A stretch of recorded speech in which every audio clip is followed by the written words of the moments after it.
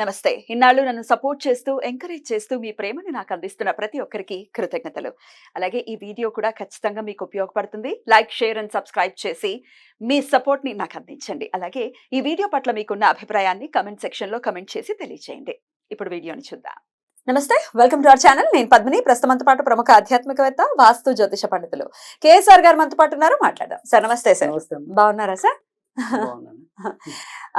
ఈ శుక్రవారం ఉండ్రాళ్ల తద్దె పేరుతో ఒక వ్రతాన్ని జరుపుకునేటటువంటి ఆనవాయితీ ఈ బహుళపక్ష తదియ రోజు చేసుకుంటారు అనేది చదవడం జరిగింది. ఏమిటి ఉండ్రాళ్ల తద్దె అనేది ఒకసారి తెలుసుకోవాలనుకుంటున్నాను. ఎందుకంటే ఉండ్రాళ్ళు అంటేనే వినాయకుడు గుర్తొస్తూ ఉంటాడు. మొన్నే కదా మరి అయ్యింది, వినాయక చవితికి సంబంధించిన ఉత్సవాలన్నీ కూడా కంప్లీట్ అయిపోయాయి. మళ్ళీ ఇప్పుడు ఉండ్రాళ్ల తద్దె రావటం, అసలు దాని వెనకాల ఉన్నటువంటి ఆంతర్యం, ఎలా జరుపుకోవాలి, అసలు ఎందుకు జరుపుకోవాలి ఇత్యాది విషయాలు ఒక్కసారి మీ ద్వారా సార్. తప్పకుండా. అంటే మరుగున పడిపోతున్న మన యొక్క సంప్రదాయాలను వెలికి తీయాలి అనే ఒక చిరు ప్రయత్నమే ఇది ఉండ్రాళ్ళ తద్ది. ఖచ్చితంగా. ఎందుకంటే ఇక్కడ ఉండ్రాళ్ళ తద్ది అనేది చెప్పాలి అంటే కనుక మామూలుగా మీరు చెప్పిన ఏదైనా సరే అంతరార్థం ఏంటంటే ఇది పార్వతీదేవి శివుడికి తపస్సు చేస్తే శివుడు ఆ తపస్సు అనంతరం ప్రత్యక్షమైంది ఈ రోజు. సో అందుకని పెళ్లి కాని అమ్మాయిలు ఎక్కువగా ఈ వ్రతాన్ని ఆచరించడం అనేది ఉంది. తర్వాత రెండోది వచ్చేప్పటికి ఏంటంటే ఏదైనా సరే హిందూ మతంలోకి వచ్చేప్పటికి ఆడవాళ్ళ మధ్య ఉండే సయోధ్యను పెంచడం కోసమే, అంటే కొప్పుకి పడిసావదంటారు. 3 గొప్పలు కలిస్తే యుద్ధం అంటారు.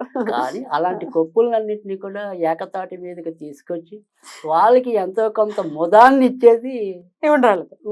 కొప్పులు వేసుకోవడం మానేసినా కూడా వార్లు మాత్రం జరుగుతున్నాయి. సో ఏదైనప్పటికీ కూడా అలాంటి ప్రశాంతత నింపడానికి కోసమే ఇలాంటి తద్ది, కానీ మన తద్దినం కోసం కాదు. అలా అర్థం చేసుకోకూడదు. ఇది చాలా విశిష్టమైన రోజు. అంటే మనం చెప్పుకోవడం కొద్దిగా హాస్యస్పూర్వకంగా చెప్పినప్పటికీ కూడా దీంట్లో ఉండే సీరియస్నెస్ ఏంటి అంటే గనక ఏదైతే గనక ఇది ఏదైతే వ్రతం అనేది 5 సంవత్సరాలు చేస్తారు కంటిన్యూస్ గా. ఈ 5 ఎలా చేయాలి సంవత్సరాలు అన్నప్పటికీ ఏంటంటే ఎవరైనా సరే మనం ఎవరైతే అంటే అమ్మాయిలు పెళ్లి కాని అమ్మాయిలు అయితే అమ్మాయిలు పిలిచి, పెళ్ళైన వాళ్ళు అయితే కనుక పెళ్ళైన ముత్తైదులు పిలిచి, అలా ఒక 5గురిని పిలవాలి మన ఇంటికి. నేనంటే వ్రతంగా చేస్తే చెప్తున్నా. ఈ 5 మందిని పిలిచే ముందు మన అదే గనక గ్రామీణ ప్రాంతాల్లో గనక చూస్తే ఇప్పుడు మనకి ఇక్కడికి అసలు చాలా మందికి ఒక ఉయ్యాల్లో ఊగడం ఒకటే తెలుసు ఉండాలి తద్దంటే. అది కూడా తెలియదు నాకైతే, అది తెలియదు. కానీ ఉయ్యాలంటే ఉయ్యాల్లో ఊగుతారా? అంతేగా. ఇప్పుడు మనకి ఏదైనా సరే ఉండాలి తద్ది ఒకటి, అట్ల తద్ది ఒకటి, దానికి సంబంధించిన కార్యక్రమం అయిపోయాక ఈ ఉయ్యాలు ఊగటం అనేది. సరే, అసలు ఉయ్యాలు ఊగటం అనేది తర్వాత చెప్తాను. సో ఫస్ట్ అయితే మనం చేయవలసింది ఏంటంటే మనం ఎవరినైతే పేరంటానికి పిలవాలనుకుంటున్నామో నేను ముందు రోజు సాయంకాలం పాత రోజుల్లో ఏం చేసేవాళ్ళంటే వాళ్ళకి గోరింటాకు కొద్దిగా ముద్ద, తర్వాత పసుపు కుంకుమ, తర్వాత అప్పుడు మరి ఇప్పుడంటే షాంపూలు కానీ అప్పుడు మరి కుంకుడుకాయలు ఇవి ఇచ్చి వాళ్ళకి పిలిచేవారు. మీరు ఇలా రావాలి, రేపు రండి అని, మా ఇంటికి రండి అని. వాళ్ళు ఏం చేయాలి, ఇవన్నీ పెట్టుకుని స్నానం చేయాలి. ఆ స్నానం చేసి వీళ్ళ ఇంటికి రావాలి. సో అందుకని అటు పిలిచే వాళ్ళకి పిలిపించుకునే వాళ్ళకి ఇద్దరికి కూడా మహద్భాగ్యాన్ని అందించే పండగ ఉండ్రాళ్ళ తద్ది. ఎందుకంటే ఈ ఏదైతే ఈ వ్రతం చేస్తారో వాళ్ళ మీద గౌరీదేవి అనుగ్రహం ఉంటుంది. గౌరీదేవి అనుగ్రహం ఉంటే ఖచ్చితంగా పెళ్ళైన వాళ్ళకైతే కనుక సుఖశాంతులు ఉంటాయి, సౌభాగ్యం కూడా. అంతేగా, సౌభాగ్యం సుఖశాంతులు. అందుకే ఇప్పుడు కూడా మనం పెళ్ళిళ్ళు మొట్టమొదటి గౌరీ పూజ. సో ఆ రకంగా బాగుండటం కోసమే మనం చేస్తాం. తర్వాత రెండోది వచ్చేప్పటికి ఏంటంటే పెళ్లి కాని వాళ్ళ కోసం పెళ్ళి అవ్వడానికి కూడా ఇదే పండగ ఉపయోగించడం అనేది ఉంటుంది. తర్వాత ఇదే రోజు ఉదయం నాడు ఏం చేస్తారంటే కనుక ఇక్కడ కడుపు చలవ కోసం మన గోంగూర పచ్చడి పెడతారు. గోంగూర పచ్చడి పెరుగన్నం వేసి భుజించడం అనేది ఉంటుంది. ఇదే గోంగూర పెరుగన్నం కూడా మనం గౌరీదేవికి, అలాగే ఆ రోజు 5 ఉండ్రాళ్ళు నివేదన చేయాలి అని చెప్పి అందుకని దీన్ని ఉండ్రాళ్ళ తద్ది అన్నారు. ఎందుకంటే గణపతికి ప్రీతికరమైనవి ఉండ్రాళ్ళు. గణపతిని సంతృప్తి పరిస్తే అమ్మ ఆనందించినట్టు, అబ్బా నా కొడుకుని అంత బాగా చూశారు వీళ్ళు. సో అందుకని ఆ రకంగా అక్కడ గౌరీదేవి మన పట్ల శాంత స్వభావంతో ఉండటం అనేది ఉంటుంది. కనుక ఈ ఉండ్రాళ్ళ తద్ది ఇది ప్రాసెస్. తర్వాత రెండోది వచ్చేప్పటికి ఏంటంటే ఉయ్యాల అనేది ఏంటంటే ఏదైనా సరే మన జీవితంలో అమితమైన ఎత్తుకి ఎదగటం, కానీ ఎత్తుకి ఎదిగినప్పుడు పడతావనే విషయాన్ని కూడా గుర్తుంచుకోవటం. అంటే జీవితం అనేది ఎప్పుడు కూడా ఒక నియంత్రణలో లేకపోతే కనుక ఒకసారి ఉన్నట్టుండి బోర్ల పడవచ్చు మన జీవితం.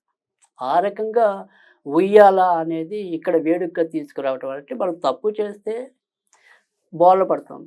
అలాగే తప్పు చేయనంత కాలం కూడా ఆనందంగా దాని అనుభూతిని పంచుకుంటాం. అందుకని ఇక్కడ మనం స్వర్గీయ జాలాది గారి మాటలు గనుక గుర్తు చేసుకుంటే, కన్ను తెరిస్తే ఊయల, కన్ను మూస్తే మోయాల. మోయాల. సో అందుకని మనం ఏదైనా సరే ఇక్కడ మీకు పైకి ఒక రకమైన అర్థం ఉంటుంది. అంటే మీరు జ్ఞానంతో కన్ను తెరిస్తే మీ జీవితం అంతా ఊయలే. జ్ఞానం లేకుండా పశువు ఉంటే అది మరణంతో సదృశ్యం. అంతే. మొయ్యాలి కదా కష్టాన్ని, మరి కదా మొయ్యటమే. అందుకని అది ఎంతో చాలా తెలివిగా చెప్పిన ఒకే ఒక సింపుల్ సెంటెన్స్ లో చెప్పిన మాట. అది ఎంత అర్థం ఉందో అందులో కదా, మీరు వెతికిన కొద్దీ కనిపిస్తుంది. బోల్డ్ అంతా. రైట్.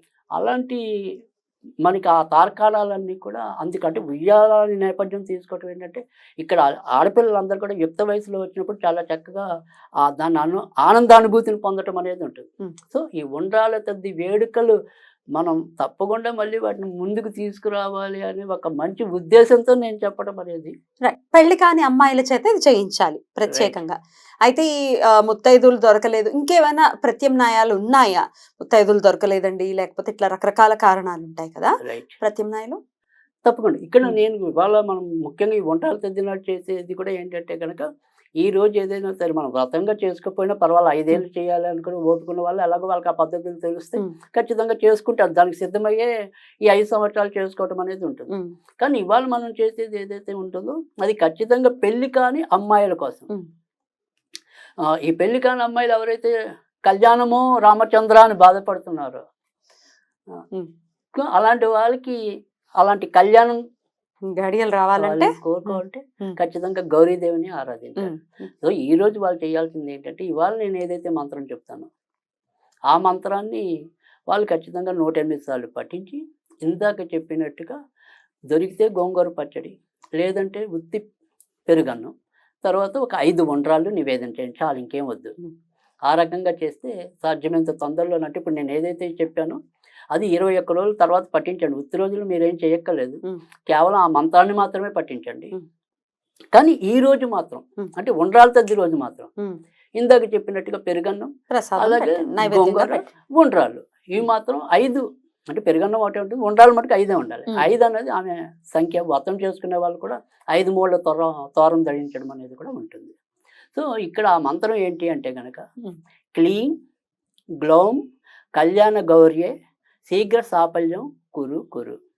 క్లీం గ్లౌం కళ్యాణ గౌర్యై శీఘ్ర. మళ్ళీ తల్లిదండ్రులు చేయకూడదా అండి? సెకండ్ ఆప్షన్ అది. Second option. మా పిల్లలు చేయరు అని అంటుంటారు కాబట్టి, ఒకవేళ చెయ్యని పక్షంలో మనం సాధ్యమైనంత వరకు తేలిగ్గా ఉండేవి, పెద్దగా నియమ నిష్టలతో పని లేనివే ఎక్కువ చెప్తాను. అది కూడా మన వల్ల కాదంటే ఎప్పుడైనా సరే ఇంకా తల్లే పాప, అన్నిటికీ పాపాల భైరవరాలు ఆవిడే ఆవిడే మోస్తూ ఉంటుంది కాబట్టి తల్లి చేసుకోవచ్చు. రైట్ అండి, చాలా అద్భుతంగా మాకు వివరించారండి. కృతజ్ఞతలు. నమస్కారం.